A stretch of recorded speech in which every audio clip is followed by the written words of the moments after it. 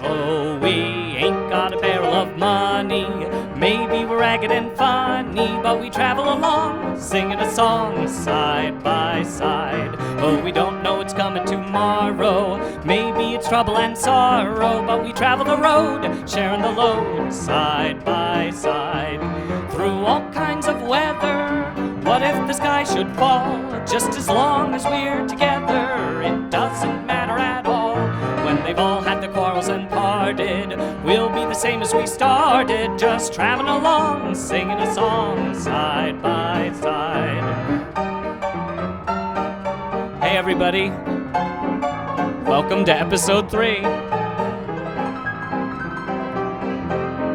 I'm Domingo, and this is my piano.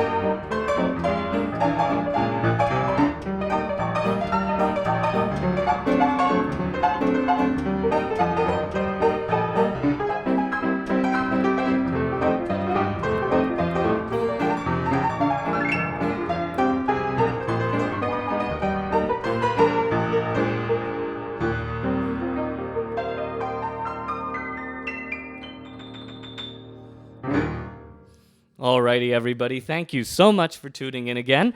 And if this is your first time, welcome. I hope you enjoy it. I want to thank everybody who has been subscribing and viewing and liking over the past 3 weeks now. I received an email from YouTube, which was shocked that I actually had people watching things on my channel. So thank you so very much. I really appreciate it. And I hope that you're all healthy and safe and happy. And if you don't happen to be, know that my thoughts are with you. And I'm hoping that we're all going to get through this together, because that's what we do. That's what we got to do. So thank you so much, friends. Yes, I have been having a great week preparing and learning these songs. Please know that if you are tuning in on YouTube and you would like to subscribe on Apple Podcasts or Spotify, you can just get an audio-only version of this if you're getting tired of seeing me be all awkward in front of a camera. And those of you who are tuning in on Apple Podcasts or Spotify know that just searching Domingo and his piano on YouTube, you'll actually find a video recording of me trying desperately to get through 3 songs that I had just learned a few days before recording them. So anyway, thank you so much. Glad you're here. Let's talk a little bit about the sheet music collection itself. We talked about the piano last week, so now I want to tell you about why I have the sheet music. In 2013, I entered the World Championship Old Time Piano Playing Contest, and I only knew 6 songs at the time. That's it, just 6. That was all that was in my repertoire. And I wound up coming in 4th place, and that was after having played all 6 songs. So that was it. I got all the mileage I could get out of that repertoire, so if I wanted to enter the contest again, I had to learn more songs. And furthermore, if I wanted to keep playing piano for people in public, I would have to learn more than 6 songs. So, under the advice and tutelage of several other contestants who were sheet music collectors, I started collecting sheet music, and 2 boxes of about 100 pieces of sheet music that my grandfather gave me when I was 14 turned into about 4,000 pieces of sheet music that I've amassed between the ages of 14 and now 27. So that's quite some time of collecting, and I'm young yet, so I am kind of fearful of where that's going to take me, and somewhat excited too. But anyway, the sheet music that I've been pulling out specifically for this show actually comes from a pile of sheet music that I acquired recently from the Johnny Maddox collection. Now, Johnny Maddox was a fantastic ragtime pianist. He played a lot during the revival era, the ragtime revival era, which was from about 1950 to 1980. He played piano all across the country. He recorded bunches of records, and they sold millions of copies. And he was a great guy who I got to meet and know in his final few years. I have a great memory of myself and fellow ragtime pianist Adam Swanson pushing him in a computer chair down the street in Durango, Colorado, because he did not want to get in a wheelchair, so we pushed him in this computer chair down the road to get him to the Italian restaurant for lunch in Durango, Colorado. Hashtag colorful Colorado. Those were the days. That was a lot of fun, and he was a lot of fun, and I miss him a lot. And if you're interested, my friend Adam actually did a tribute concert, an online tribute concert for Johnny. And so if you just search Adam Swanson on Facebook, you'll find it. So anyway, when he passed away, I was lucky enough, after the high rollers, the big fancy sheet music collectors came through and gobbled up all the really fancy stuff that I couldn't really afford, I was able to go through the collection and buy in bulk all the stuff that didn't get sold to the high-profile people. And I'm very lucky that I was able to do that, because I got a lot of fantastic pieces that I otherwise wouldn't had if I hadn't had that opportunity. And so that's really the section of my collection that I've been pulling out, because it hasn't been alphabetized and put in with the rest of the stuff. So, and as I said, there's no rhyme or reason to what I'm doing. I'm just walking up to that pile and pulling out 3 pieces, checking them, seeing if they'll be interesting for the show, and most of the time they are. So anyway, let's start with a great piece called I Just Want to Be Known as Susie's Feller. Great title, great cover art, and it is a fun song from 1926. The music was written by a fellow named Dave Dreyer, or Dreyer. If you know how to pronounce that, please let me know and I'll correct myself. For now, we'll call him Dave Dreyer.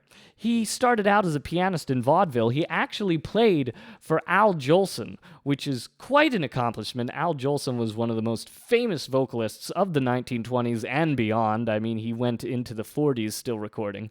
And anyway, Dave Dreyer eventually became the head of the music department for RKO Radio Pictures, and they were a huge player in Hollywood in the early talkies era. They had Fred Astaire and Ginger Rogers, for example, so they were big time. And his big hit that's still remembered today is Me and My Shadow. A lot of his other pieces, such as this one that you're going to hear, have kind of fallen away and been forgotten, but you'll see, he wrote some great tunes. Lou Brown wrote the lyrics, and Lou Brown, he's really the superstar here. He's famous for his lyrics to Button Up Your Overcoat, The Birth of the Blues, and that famous World War II song that I mentioned before, Don't Sit Under the Apple Tree with Anybody Else But Me. His tune Button Up Your Overcoat was actually written for the musical Good News, which was with a collaboration with Buddy DeSilva and Ray Henderson. That first played on Broadway in 1927. It was revived in 1974, and Music Theater Wichita did it again in 1993. At some point, I might actually find a few pieces from Good News in my collection, and I will definitely play them for you. But this is an example of a song that Lou Brown wrote lyrics for that wasn't necessarily supposed to be performed in a show, but it's a great example of how his lyrics were very theatrical and very geared towards storytelling. So here we go, 1926, I Just Want to Be Known as Susie's Feller.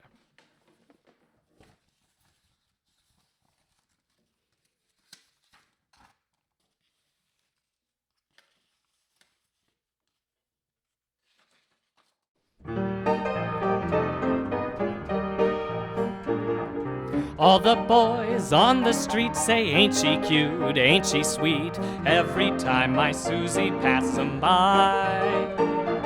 Though the boys laugh at me, they ask her, who is he? I don't worry, here's the reason why. I don't cut no fancy capers to get my picture in the papers, just wanna be known as Susie's feller. I get a thrill when I hear 'em yellin', say, who's got the sweetest watermelon? Nobody, no one but Susie's feller. I love to hear 'em say, look at those lips, and who kisses 'em? He kisses 'em. Oh, what eyes, blue as sky, say, who does she roll 'em for? Having dough is not essential, knowing her is my credential. Just wanna be known as Susie's feller.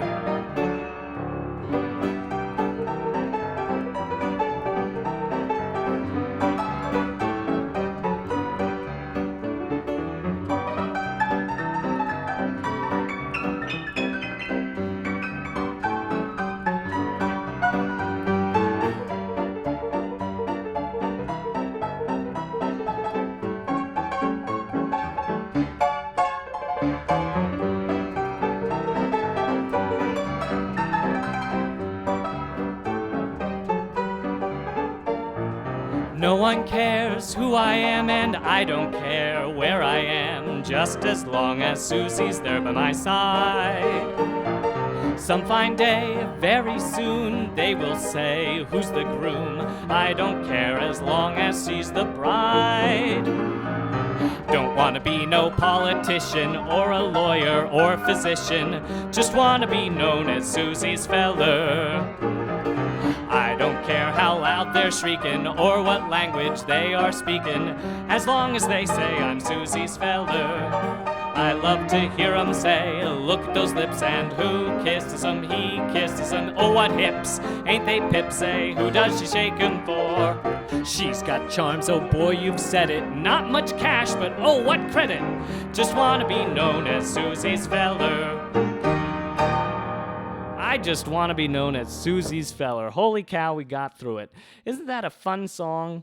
Nice and snappy and up-tempo. I just love it. Anyway, the next piece we're going to do is from 1934. It was most famously recorded by Fats Waller, and unfortunately, I can't play it nearly as good as Fats Waller played it. He's the one who truly made it famous. If you look up other recordings of this song, you're either going to find Harry Reeser, who was a famous banjo player in the 1920s and 30s, and his vocalist Tom Stax had a very interesting voice. Tom Stax sounded like this when he sang, almost cartoony. Anyway, they recorded it, and Jim Queskin recorded it sometime in the 70s or 80s. Anyway, that's the only other really non-Fats Waller recordings of this out there, and the song is You're Not the Only Oyster in the Stew from 1934. Johnny Burke wrote the lyrics. His big hit was Swingin' on a Star. He wrote the lyrics for that, which was sung by Bing Crosby in Going My Way, and that song casually won the Academy Award for Best Song in 1944. He collaborated with the fellow who wrote the music, Harold Spina, or Spina, again, another name where if you know how to pronounce it, I'd love for you to tell me. And of course, Johnny Burke, who went on to win the Academy Award, that was his big moment in his life. Unfortunately, Harold Spina's big moment in his life was working with Johnny Burke. When the two of them were together at Irving Berlin Incorporated, Irving Berlin not only wrote songs, he ran a publishing company, or at least a publishing company had his name on it. And Johnny Burke and Harold Spina worked for them and turned out some great tunes. And this is one of them, You're Not the Only Oyster in the Stew. Here we go.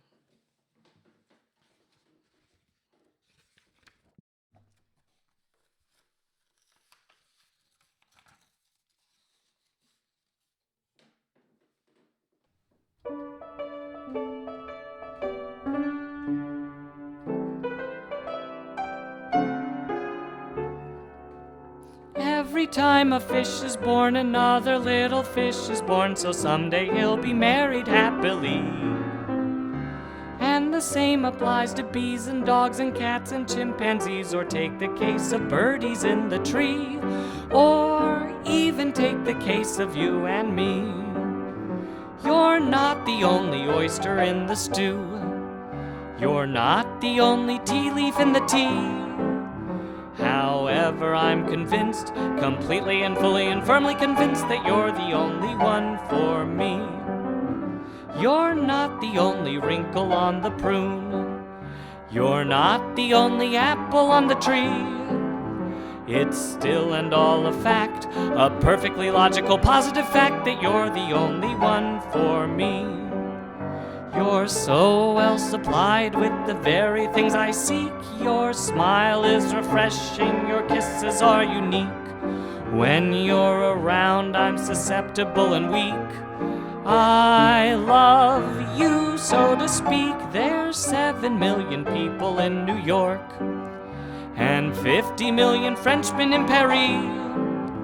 And not to mention such as English and Irish, Italians and Dutch, but you're the only one for me.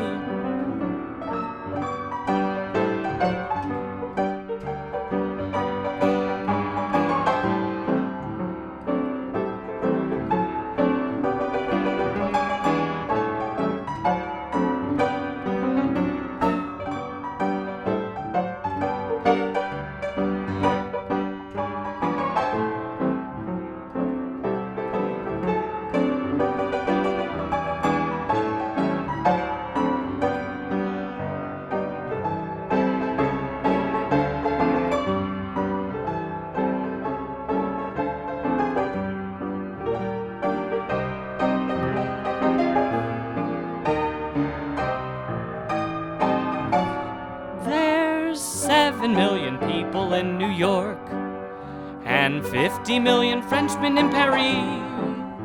And not to mention such as English and Irish, Italians and Dutch, but you're the only one. You're the only one for me.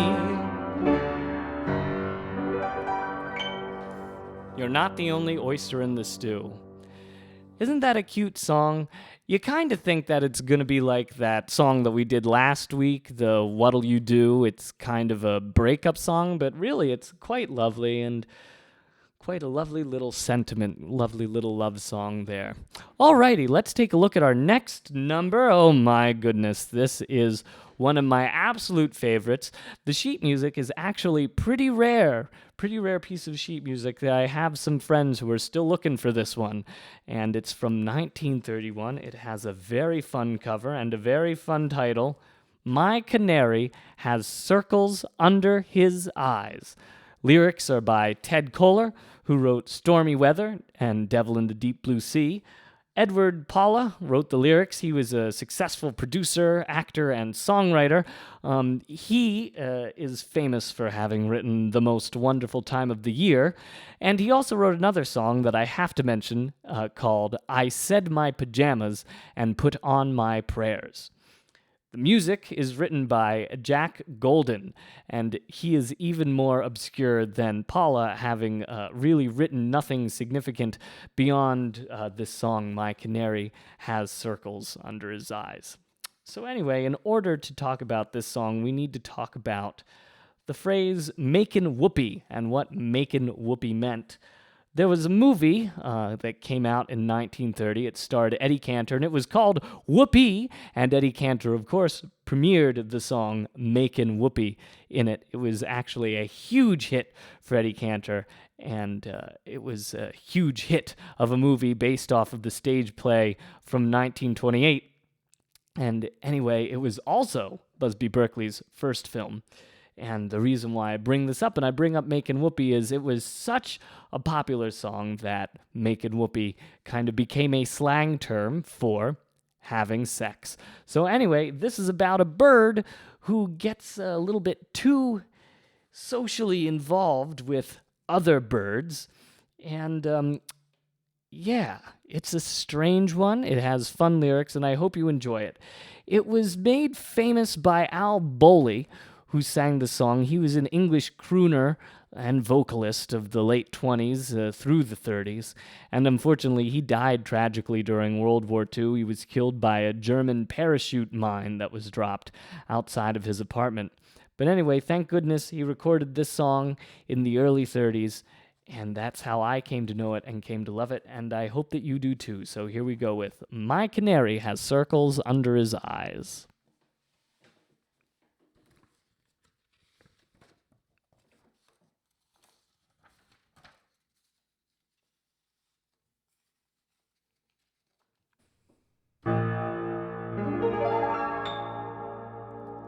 Mr. Ripley, here's some news. You can print it if you choose, just to prove that times have changed a lot.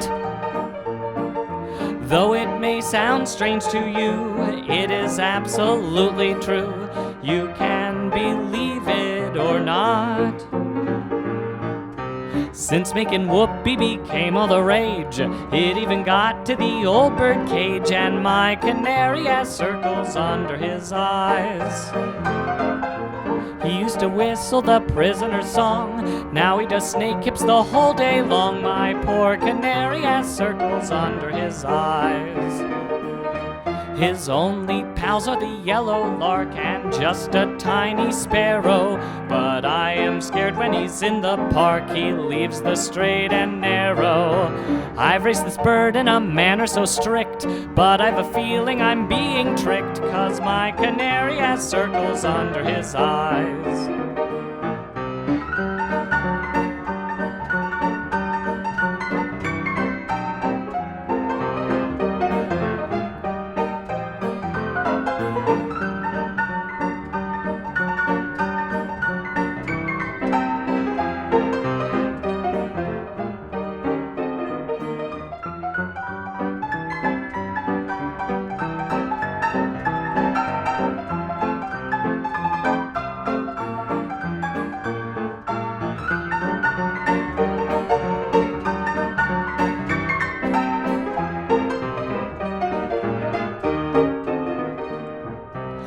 this world is up to date, even children stay up late. Things are not just what they used to be. All this world is off its nut, going crazy, nothing but. Just take this earful from me. He has no girlfriends that I can speak of, but he sings, what is this thing called love? Since my canary has circles under his eyes. Birds of a feather, the old story goes, but love is something that nobody knows. My poor canary has circles under his eyes. Perhaps he's worried, the little lamb, he always looks so solemn. I wonder if he is in a jam, I'll look in Winchell's column. He's never cheerful, he never wisecracks, he must have stocks in Goldman Sachs, 'cause my canary has circles under his eyes.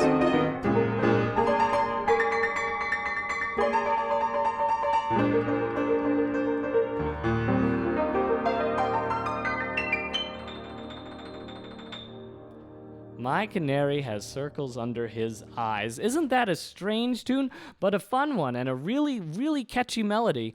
I love how at the beginning it mentions Ripley, as in Ripley's Believe It or Not. Mr. Ripley, here's some news.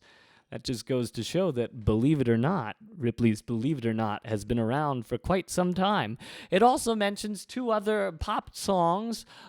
He used to whistle the Prisoner's song. Oh, I wish I had someone to love me.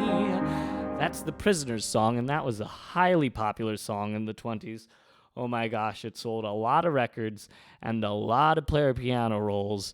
And not many people like it today because it's considered a little boring, very, very emotional and sad and melancholy. But it was popular back then. It also mentions he has no girlfriends that I'm certain of, but he sings, what is this thing called love? A great Cole Porter tune that I might have in my pile. We'll see. There's so many things that I might have in my pile. Anyway, the reason why I stopped and I did not go into the closing song, the closing theme, as it were, is because I would like to talk about something pretty important to me. I'm very fortunate that I'm a union member, and even though I'm unemployed right now, I can still collect unemployment. However, there are a lot of gigging musicians out there who cannot, and who are doing these wonderful online concerts where you can tune in on either YouTube Live or Facebook Live, and you can send them digital tips through Venmo or PayPal. And I ask that you seek those out and you look for them and you support those artists and those musicians out there who aren't as fortunate as me. And also, I would like you to consider donating to a local nonprofit theater. My home theater is the Fulton Theater in Lancaster County, Pennsylvania, and I am so lucky that they are doing everything in their power to bring us all back, honor all the contracts that were promised to us, and deliver to their patrons and their audiences a terrific season as soon as we're in the clear. So I'm very lucky to have a place to go back to, and very lucky that they are invested in me enough to invite me back. I am usually a stage manager there. And so, if you're able to, please consider looking up the Fulton Theater or another such theatrical institution or nonprofit organization that's hurting right now and support them. And then someday when this is all said and done, maybe we can figure out some sort of a Get Domingo's Piano Fixed fund. But for now, I'd like you to consider supporting musicians who aren't as lucky as I, and supporting theaters that are currently dark right now, but won't be for very long. Alrighty, friends, here's our closing number, Whispering.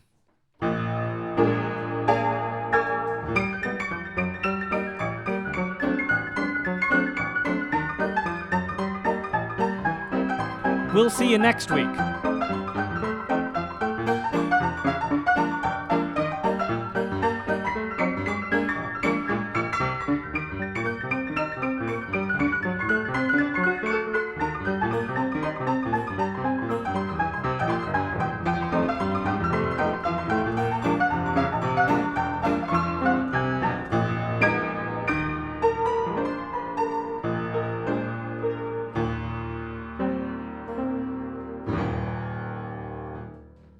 Alrighty, friends. Take care.